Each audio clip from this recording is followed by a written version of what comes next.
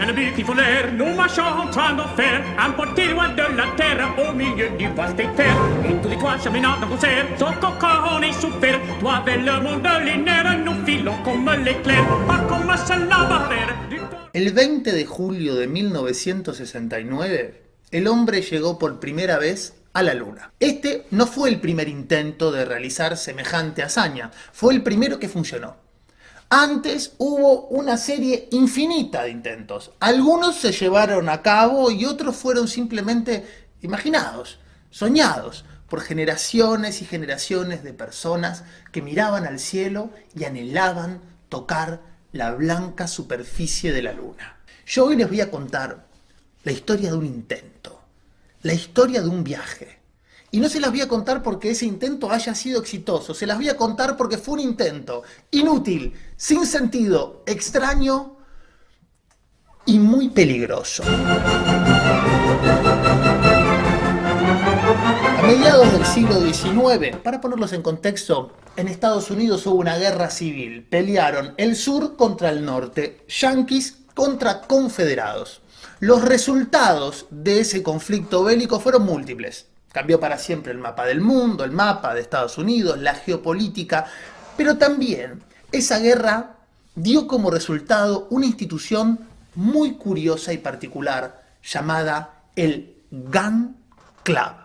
Esta notable y señera organización estaba compuesta por personas de todo tipo. Ex soldados, combatientes, generales, ingenieros, amas de casa, caballeros que compartían la afición por los disparos. Durante los años de la guerra, todos en Estados Unidos, desde los más pequeños hasta los más ancianos, sentían en su sangre el derecho patriótico de disparar un cañón. Se construyeron algunos de los cañones más memorables, notables y letales de la historia de la humanidad. No se trataba tanto de ganar una guerra, de imponer un sistema económico sobre otro. La gente del Gun Club tenía una estructura de pensamiento más simple y precisa. Para ellos, todo conflicto bélico, y hasta les diría toda manifestación del espíritu humano, consistía en qué tan fuerte, qué tan lejos y qué tan grande se podía disparar. Si se le disparaba a un enemigo o a un amigo, ocasional y lamentablemente un familiar, bueno, esto era lo de menos. Es más, si yo tuviera que mencionar cuál era el verdadero enemigo del Gun Club, no se encontraba ni en un ejército ni en el otro. Los verdaderos enemigos a batir eran los constructores de defensas. Porque a la par de este progreso de la ciencia de la balística, del desarrollo de los cañones, también otro grupo de ingenieros, almas perturbadas, soldados de la oscuridad, se dedicaron a perfeccionar la ciencia de la coraza. El momento de la guerra fue un momento de felicidad. La familia entera podía participar del fervor de cargar un cañón de fierro, de pólvora y de dispararle a algún barco. Pero lamentablemente, la guerra terminó y sobrevino la paz. Y con la paz, bueno, empezaron a correr algunas prohibiciones estrictas, ya los niños no podían tirar, ya no se podía disparar un cañonazo contra cualquier edificio, contra cualquier embarcación, sin una razón. Esto, sin embargo, no desanimó a los miembros del Gun Club, no, los inquietó. A lo largo de todo el país, durante los años que sobrevivieron a la guerra, continuaron las asambleas. Se juntaban enfervorizados, desarrollaban proyectos teóricos, en sus mentes soñaban con cañones inmensos, con poder disparar de un país a otro, con poder atravesar un mar, pero no podían hacerlo, no podían llevarlo a cabo. Las autoridades nacionales empezaron a notar que los miembros del Gun Club en distintas ciudades, pero sobre todo en Baltimore, donde estaba su sede principal, estaban a nada de declararle la guerra a un vecino, algún país, alguna provincia rebelde. A lo largo y a lo ancho de la institución consultaban juristas para encontrar lo que llamaban el casus belli, la excusa para poder volver a llenar los cañones. Cuentan que el presidente de la nación tuvo que comunicarse y mandarle una carta al presidente del Gun Club pidiendo que por favor tranquilizara a los muchachos. Y cuando Impey Barbicane, el presidente del Gun Club, leyó esta carta del presidente de esa otra respetable organización llamada los Estados Unidos de Norteamérica, decidió que tenía que tomar cartas en el asunto y mandó a convocar a una asamblea extraordinaria del club. Empezaron a correr rumores, todos respetaban muchísimo a Barbicane, qué va a decir, a quién vamos a invadir, qué vamos a construir. Se llenó toda la ciudad, todos los medios del país estaban expectantes por lo que Impey Barbicane, presidente del Gun Club, iba a decir en esa asamblea. Era un hombre notable, alto, de carácter circunspecto, serio, dado a la meditación y un experto en el cálculo balístico. Cuando este notable caballero subió al estrado, el fervor que había entre la gente del Gun Club se transformó en silencio. Y Barbicane pronunció lo que todos allí querían escuchar. Compañeros y compañeras del club, tenemos ¡enemigo! Ahí hubo una ola de vítores, de aplausos, tiros, obviamente. La gente estaba feliz, empezaron a decir: ¡vamos a invadir Jamaica! ¡Esos ingleses! ¡Yo le tengo bronca a mi cuñado, le voy a tirar! ¡Silencio!, pidió Barbicane. He aquí nuestro enemigo. Y corrió una cortina desde donde se alcanzaba a ver la estrellada noche de Baltimore, iluminada por la luna. Solo a un genio tan particular como Impey Barbicane se le hubiera podido ocurrir una solución al problema que el presidente de la nación le había planteado.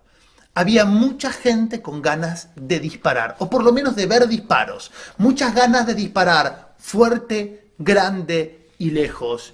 Y ahora Barbicane les ofrecía un objetivo hasta el momento inalcanzable para la humanidad. Nuestra gran nación, dijo, va a ser la primera en enviar un proyectil y tocar la superficie de la luna.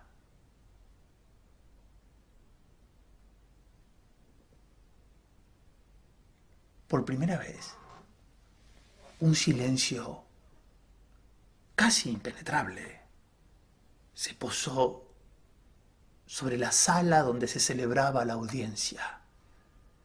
Este silencio, que era como el silencio del momento de la carga de pólvora, fue roto por un hombre obeso que exhibía a los compañeros del club las medallas que estos consideraban más valiosas, porque en el Gun Club no usaban condecoraciones. Una buena condecoración para ellos era un muñón quirúrgico, una prótesis de madera de caoba mal hecha con algunos clavos, porque todo cañonero que se precie de ser cañonero en algún momento había tenido un accidente y esto se lucía. Y este hombre obeso, al que le faltaba una mano y una pierna, rompió el silencio sacando una pistola y diciendo: ¡sí!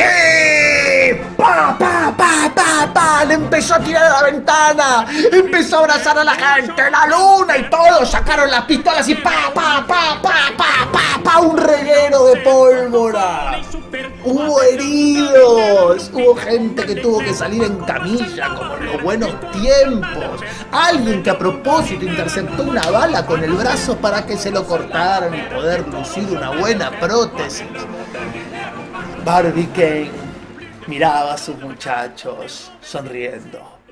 lo había logrado. En principio había logrado dirigir toda la potencia, el ingenio y la industria de los muchachos de su club en un objetivo que no implicara detonar un país o poner en peligro los intereses de la nación. En 3 semanas, dijo, serán comunicados los pormenores de la misión. Lo primero que hizo Barbicane fue mandar una carta, un telegrama, a Cambridge, donde estaba la universidad más antigua de Estados Unidos y el observatorio más grande, para pedirle a los sabios de la materia que le indicaran cuándo y desde dónde convenía disparar el proyectil. Una semana después volvió una comunicación firmada por el mismísimo jefe del Departamento de Astronomía de Cambridge, que le indicaba, con algunos pormenores en los que no vamos a entrar, que el proyectil debía ser disparado el 2 de diciembre del año siguiente, porque en esa fecha en particular y en una hora muy señalada, las 10:24 p.m., a esa hora se iba a dar una conjunción de factores, por lo cual la Luna, en su trayectoria alrededor de la Tierra, iba a estar en un punto bastante cercano, punto que no se iba a repetir sino dentro de 11 años. Además de eso, le sugerían a Barbicane que instalara su cañón en algún sitio de la Tierra ubicado entre el paralelo 0, el Ecuador, y el paralelo 28. Esto tenía por objetivo también ganar unos varios kilómetros de distancia aprovechando la curvatura de la Tierra.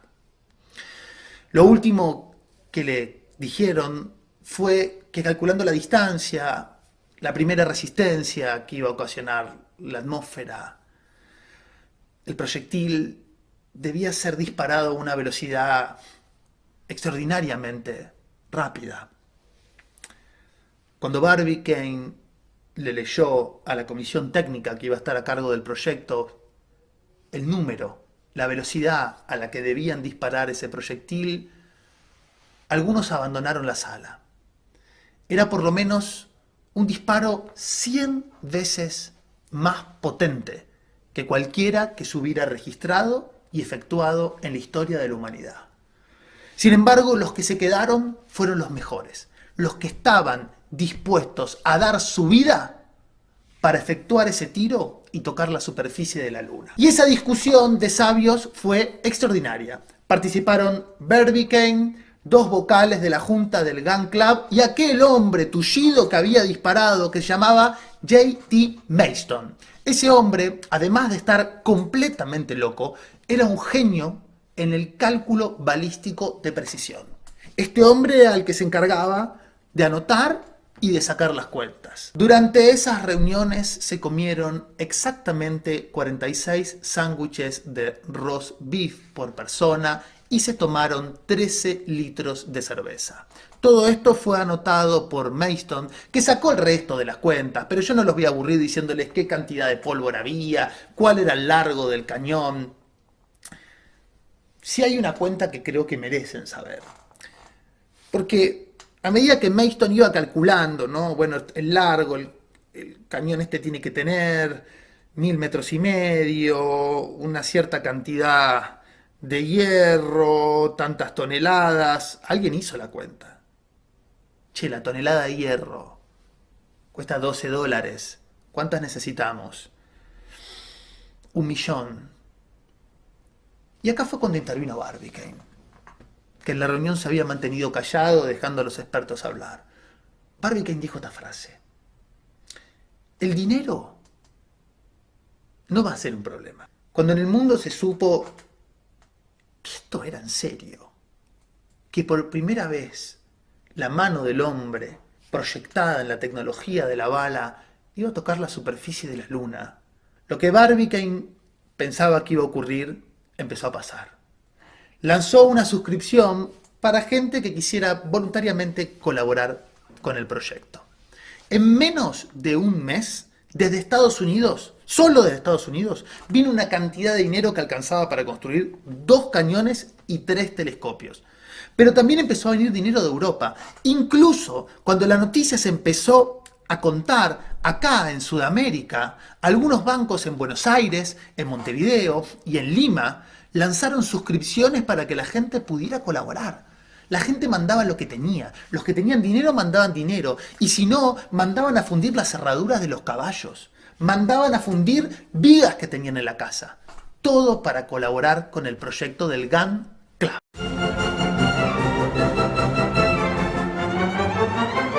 ¿Desde dónde tirar esto?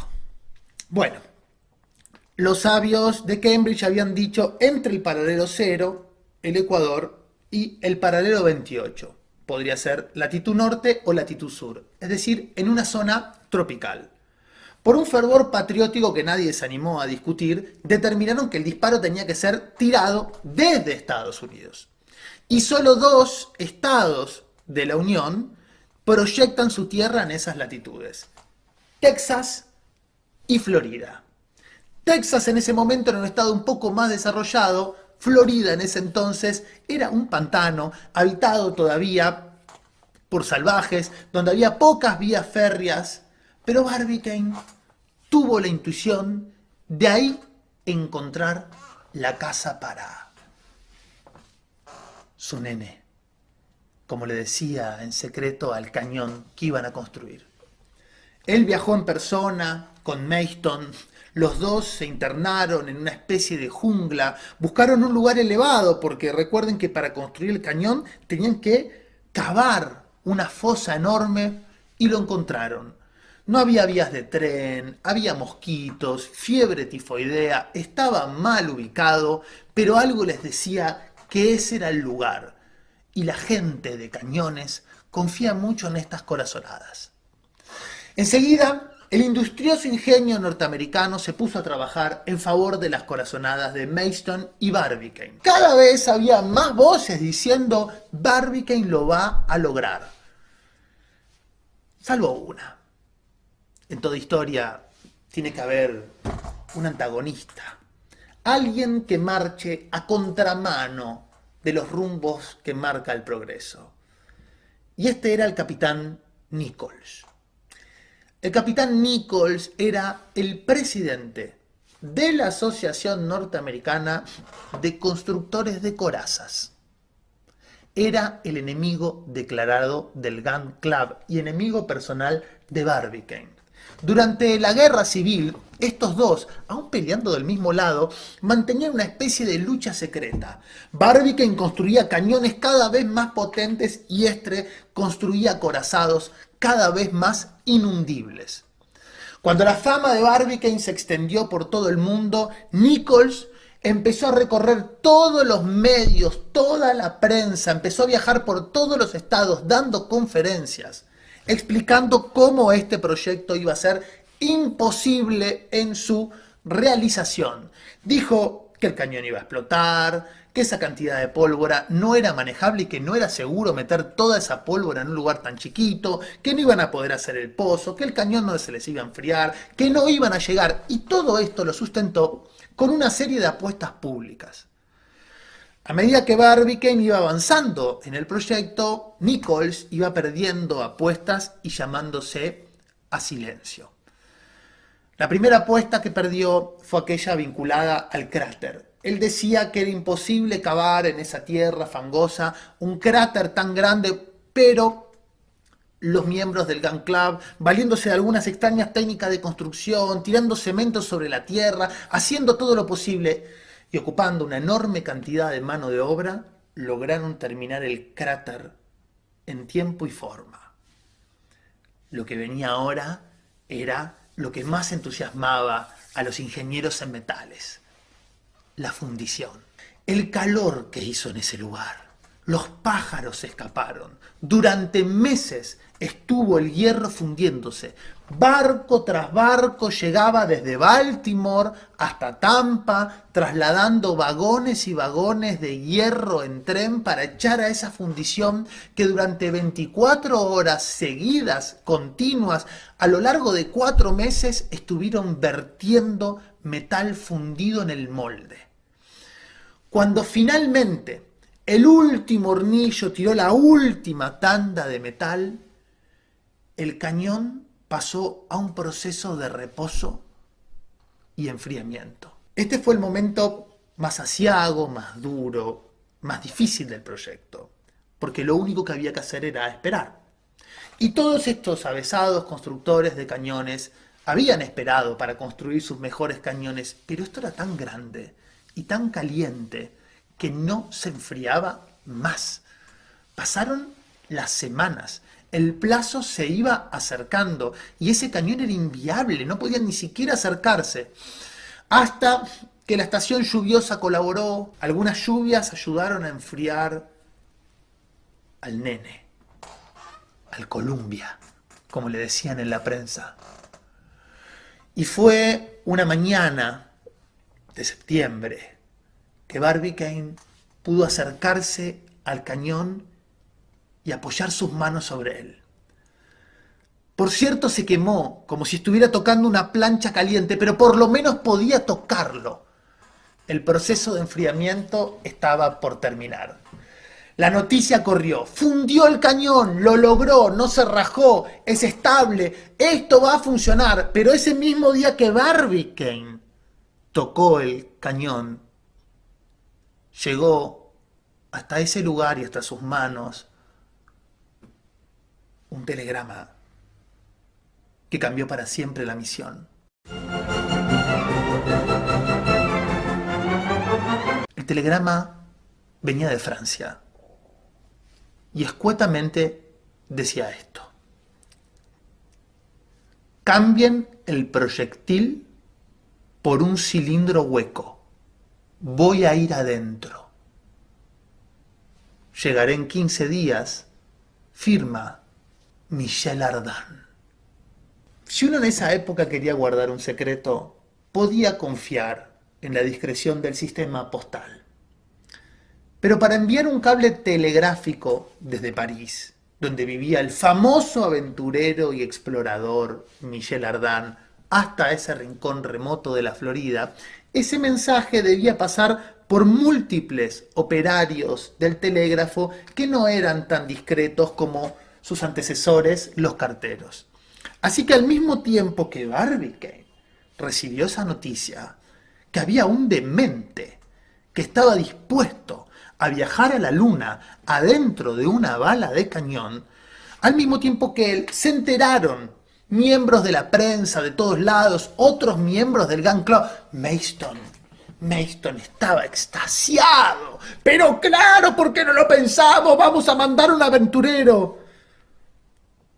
Barbicane, que estaba cerca de cumplir su misión y ahora también cerca de ver todo saboteado, lo primero que quiso saber es si esto era una broma. Así que escribió rápido a Francia para saber si Michel Ardan efectivamente estaba en camino y le dijeron que sí, que había abordado un transatlántico y que en alrededor de 15 días iba a estar llegando al lugar. ¿Qué vamos a hacer?, le preguntaban a Barbicane. ¿Cambiamos el proyectil? Él, fiel a su carácter, no decía ni que sí ni que no. Pero unos días antes de la jornada en la que iba a llegar Michel Ardan a Florida, Barbicane le escribió a la fábrica de Baltimore que estaba haciendo el proyectil redondo diciendo que frenaran la construcción. El día que el vapor que trajo a Michel Ardan llegó a las costas de Florida, en Tampa, una multitud de no menos 300.000 curiosos lo recibieron como si fuera un héroe nacional. Lo condecoraron, lo declararon ciudadano americano, honor que solo había tenido el gran general Lafayette. Barbicane pidió subir al transatlántico para entrevistarse a solas con él. Cuando vio a este sujeto, de unos 42 años, alto, contempló su rostro. En los accidentes de una cara trabajada por infinidad de aventuras, él encontró el brillo de una persona dispuesta a todo, menos a mentir o hacerle perder el tiempo a los demás. Ardan vestía con ropa holgada, como si siempre tuviera que estar dispuesto a saltar por un lugar o meterse en un pasadizo. Su fama lo precedía. había vivido muchas aventuras en Francia y en el extranjero, había explorado tierras indómitas, había sido el primero en llegar a muchos lugares. Barbicane, de un carácter muy diferente, pero también un caballero, se le acercó, lo saludó con cordialidad y le dijo: ¿es cierto? Michel Ardan le respondió que sí, que para él sería un honor viajar en el transporte que le propiciaran los selectos miembros del Gun Club. ¿Lo ha pensado bien? Michel Ardan dijo: yo nunca pienso, yo decido. Barbicane, tirador de cañones, se sintió espiritualmente hermanado a este hombre y comprendió que iba en serio. Escribió a Baltimore y pidió que cambiaran el proyectil. Ya no íbamos a mandar a la luna una granada redonda y hueca, sino un gran cilindro del tamaño de un vagón de tren. Y ahí adentro íbamos a mandar a uno de los nuestros, a uno de los mejores, al aventurero Michel Ardan. Ese mismo día, Ardan y Barbicane dieron una conferencia.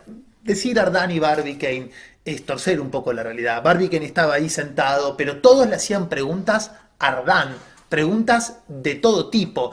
¿Cómo piensa respirar una vez que llega a la luna? Y él con varias teorías que algunos sabios de la época mantenían sobre la posibilidad de que hubiera una atmósfera, decía que él iba a poder respirar y que si no, él iba a procurarse su propio oxígeno por medios químicos. Cada vez que lo metían en un atolladero, él respondía: el ingenio humano todo lo puede. Pero ¿cómo va a comer? Voy a llevar provisiones, voy a alimentarme, también voy a conquistar. Él estaba convencido que la luna estaba habitada. No la cara que nosotros podemos ver, pero ustedes saben que la luna tiene una cara oculta. Y él, siguiendo la opinión de varios sabios, decía que ahí seguramente iba a haber civilizaciones y que él se iba a poder presentar y que incluso les iba a hacer la guerra si esto era necesario. Y ahí aplaudieron todos los miembros del Gun Club, pensando en poder exportar el arte de la guerra a otros mundos. Lo cierto es que cada objeción que le hacían, Ardan respondía, hasta que un caballero, algo enjunto, de mirada sombría y de una voz muy poderosa, logró adelantarse hasta casi llegar a la grada donde estaban Barbicane y Ardan, y gritando en el medio de una multitud de voces que aclamaban al viajero, este hombre empezó a gritar: ¡la repercusión! ¡La repercusión, insensato! ¡La repercusión! Gritaba tan fuerte que todos empezaron a callar.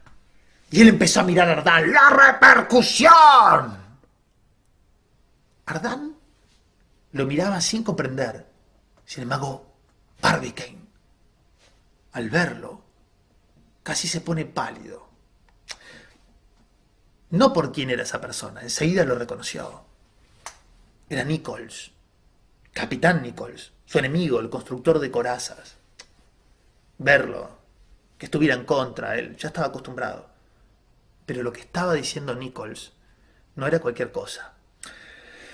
Repercusión se llama al movimiento que se crea dentro del proyectil por la misma fuerza del impacto. Es decir, uno puede cargar un cañón con mucha pólvora y generar una fuerza absolutamente destructiva, pero si esa fuerza destruye el proyectil que queremos enviar, estamos en un problema. Obviamente Barbicane había pensado construir un proyectil con los materiales, con la forma y con la medida exacta para que la violencia, la violentísima explosión que iban a generar no lo destruyera. Pero ahora tenía que pensar cómo hacer para que esa fuerza destructiva no destruyera a un hombre de carne y hueso que ahora estaba sentado al lado suyo y que pretendía viajar ahí adentro. Barbicane no había pensado en eso. Se ve que Ardan tampoco, pero no le importaba. Pero eso era parte del trabajo de Barbicane. Y mientras Nichols hablaba Barbicane empezó a hacer cuentas muy preocupado, sabiendo que este iba a ser un problema insalvable, porque la explosión tenía que ser violenta. Si no, no iban a poder sacar el misil a la velocidad que debían. Y en un momento, cuando Nichols logró obtener la atención de todos, cuando Barbicane le dijo, el ingenio humano todo lo puede, Nichols señaló a Barbicane y le dijo, Ardan, usted está en manos de un insensato. Enseguida, algunos partidarios del proyecto, fanáticos espontáneos de Michel Ardan, decidieron sacarlo a Nichols del lugar. Barbicane esa noche se fue sin hacer comentarios. Mayston, que además de ser el calculista era amigo de Barbicane, se le acercó y le preguntó dos cosas. ¿Habías pensado en la repercusión? No, dijo Barbicane. Él te insultó, amigo, delante de... Eso no importa ahora, dijo Barbicane.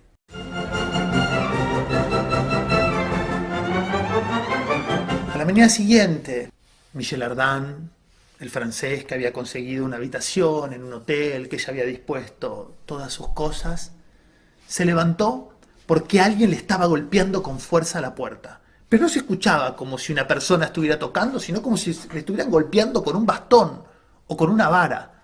Cuando abrió la puerta, lo vio del otro lado a Mayston, este caballero obeso, de pierna de palo y con una prótesis de madera de caoba que golpeaba la puerta y le decía, ¡Ardan, Ardan! ¡La misión está en peligro! ¡Barbicane está en peligro! Ardan se cambió rápido y mientras acompañó a Mayston escuchó los pormenores de lo que había pasado esa noche. Cuando todos se fueron a dormir, Barbicane averiguó en qué hotel y en qué habitación estaba parando el capitán Nichols. Ahí le recriminó el hecho de haberlo injuriado en público y lo retó a duelo. Nichols, por supuesto que aceptó, y habían quedado en retarse a duelo esa misma mañana bajo la modalidad americana.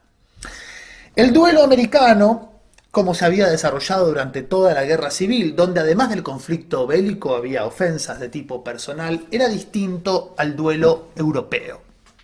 No se hacía con pistolas, sino con fusiles. Los dos retadores no tenían padrinos, entraban al mismo tiempo a un mismo bosque, uno por acá y otro por acá. Y como si fueran animales, se daban caza. Y el primero que encontraba al otro, ¡puf!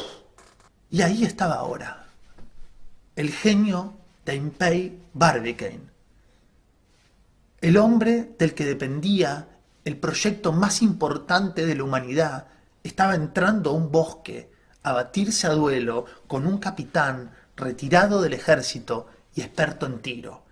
Ni Mayston ni Michel Ardan podían permitir esto.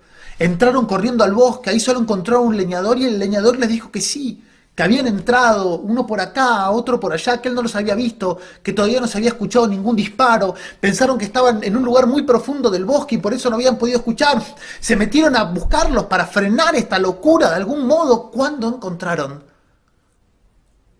al capitán Nichols, este hombre de carácter terrible. Estaba trepado a un árbol. Había dejado el fusil apoyado contra el árbol. Y se había trepado. Y estaba rescatando a un pajarito que se había quedado atrapado en una telaraña. Ardan y Mayston no podían creer lo que estaba haciendo Nichols, que con mucha ternura quitó al pajarito de ahí, lo liberó y le dijo, podés volar, mi vida.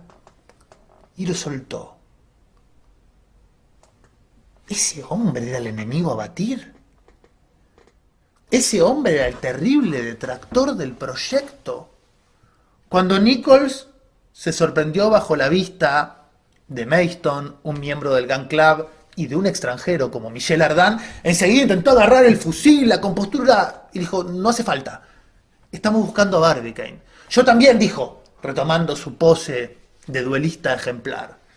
Empezaron a caminar y a caminar y a caminar y a caminar y no lo encontraron por ningún lado, no había ningún ruido de él.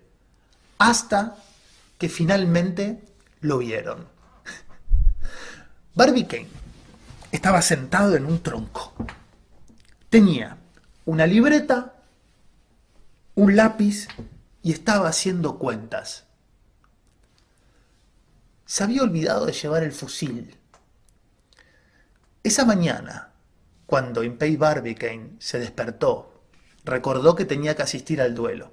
Pero cuando estaba por salir de su casa, tuvo una especie de epifanía, una revelación, y supo cómo resolver el problema de la repercusión. No era difícil. Agua.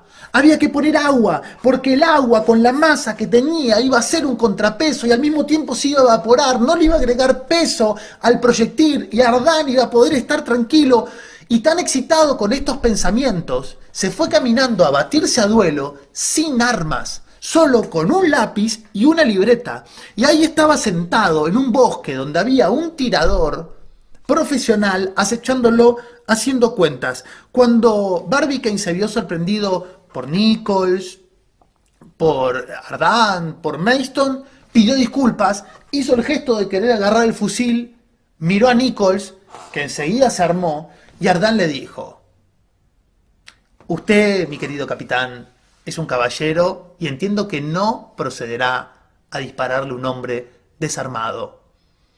Y usted, mi querido Barbicane, tiene que reconocer que el capitán Nichols no mintió y que en algún punto usted es un insensato. Ha concurrido a un duelo sin armas. Permítanme proponerles una opción superadora.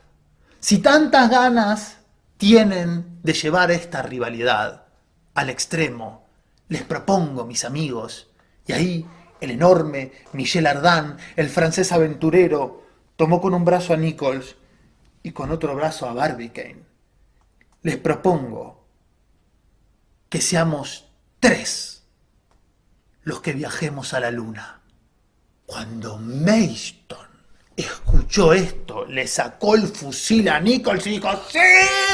¡Pum! ¡Pum! ¡Pum! ¡2 americanos! ¡Pum! ¡En la luna! No, porque en secreto le molestaba que el primer hombre en llegar a la luna fuera un francés. Pero ahora iban a ser 2 americanos, un capitán del ejército y el genial Impey Barbicane, presidente del Gun Club. Van a fundar una sede del Gun Club en la luna. Va a ser esto espectacular.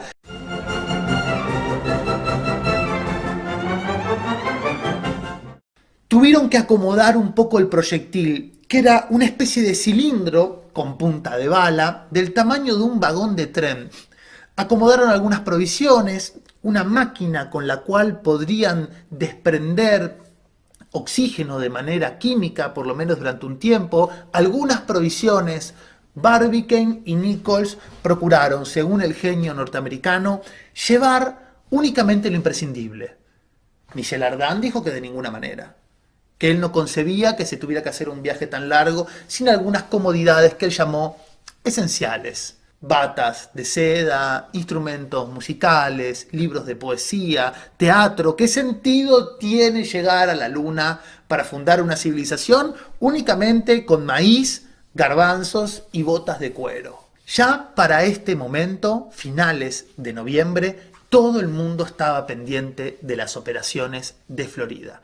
El mismísimo presidente de la Unión, mandatarios de distintos países, los cables corrían por el telégrafo contando las más mínimas novedades. Talaron un árbol. Hoy hubo 2 abejas apoyadas en el cañón. Lo cierto es que el día llegó.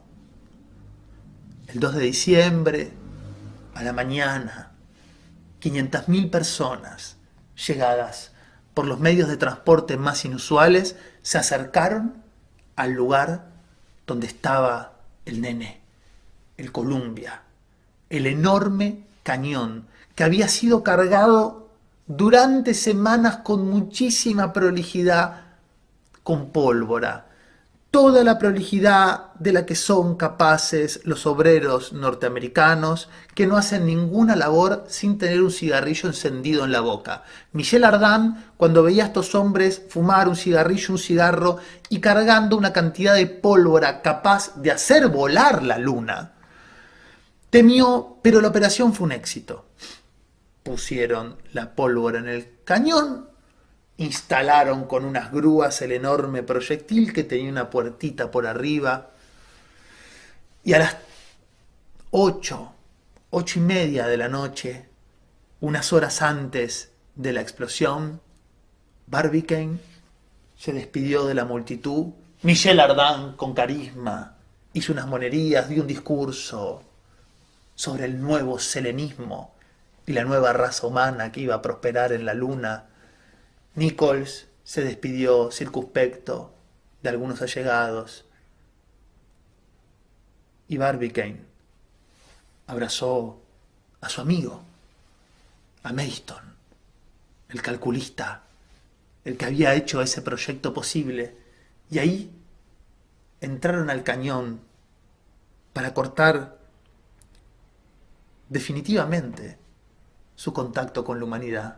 Lo cierto es que la escotilla se cerró, se prepararon los mecheros, no era una única mecha, eran varias que tenían que llegar al mismo tiempo para dar la explosión.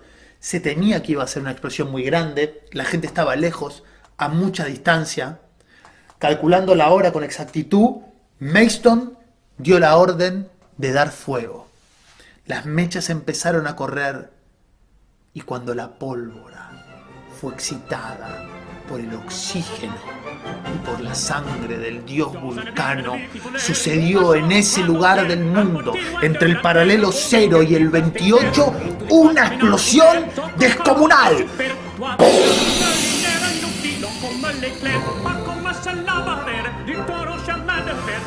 La explosión fue tan grande que aún los cautos espectadores que estaban casi a 1 kilómetro de distancia volaron para atrás. Mayston, que era el que estaba más cerca, perdió en un acto su mano de madera y su pata de madera. Los barcos que estaban atracados en el puerto de Tampa, a 40 kilómetros de ahí, naufragaron. La explosión se sintió en todo Estados Unidos, tuvo repercusiones en el Atlántico. La cantidad de humo y de tierra que se levantó impidieron que se viera nada durante horas. Incluso cuentan algunos antropólogos que estaban trabajando en África que una tribu en Senegal quedó momentáneamente ensordecida por la estampida de sonido que atravesó el mar.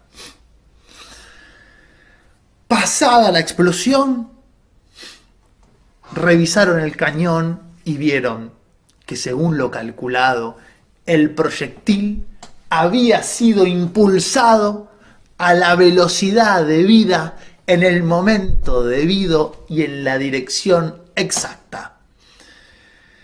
Lamentablemente, hubo un oponente que se presentó en aquel momento, un oponente imprevisto: las nubes de Florida. Todos los viajeros miraron para arriba, pero enseguida, tal vez como resultado de la explosión, los cañoneros del Gun Class saben que a veces, cuando se dispara mucho en una batalla naval, el cielo se puede encapotar. El cielo se nubló, como si la tierra quisiera cerrar un toldo para impedir el proyecto. La bala disparada con los 3 aventureros traspasó las nubes, pero la mirada de los espectadores no. Enseguida se dirigieron todos hacia el observatorio que habían montado en una montaña en Estados Unidos, muy lejos de ahí, en el pico más alto del país, en la cordillera de las Rocallosas. Lamentablemente, el observatorio también estaba encapotado de nubes y no pudieron observar nada. Mayston estaba desesperado. Se mandaron cartas a observatorios en París, en Tokio, en Canadá. Recién llegó una comunicación de un observatorio francés que decía: alcanzamos a ver el proyectil. Lamentablemente, no llegó a destino. La fuerza gravitacional de la Luna llegó a absorberlo y ahora lo encontramos orbitando como un pequeño satélite alrededor del satélite.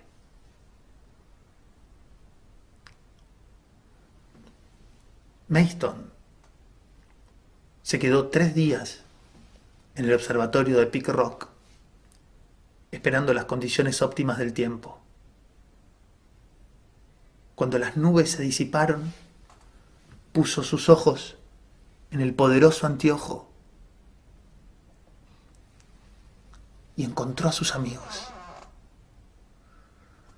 Un proyectil del tamaño de un vagón de tren, disparado desde el estado de Florida por el Gun Club, ahora se encontraba orbitando lentamente alrededor de la Luna. Adentro de ese proyectil, un francés y 2 americanos y una serie de víveres que les permitirían vivir ahí adentro tal vez 1 año, 2, con suerte. Después de eso, solo Dios sabe. Cuando Mayston los pudo ver, decidió volver a Florida. Hizo traer un cargamento de pólvora, tan grande como aquel que había disparado el misil con los viajeros. Y mientras Mayston mandaba cargar pólvora y pólvora y pólvora en el cañón, un periodista se le acercó y le preguntó a este excéntrico caballero: «Señor, ¿qué está haciendo?». Y Mayston, atareado, dirigiendo las actividades, dijo: «Simplemente voy a escribirles una carta a mis amigos».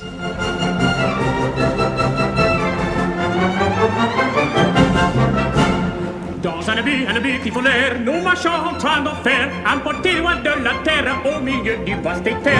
Et tous les toits cheminant en concert, sans qu'on ait souffert. Toi vers le monde de linéaire, nous filons comme l'éclair, pas comme un seul labarère, du taureau chemin de fer. Toi vers le monde de linéaire, nous marchons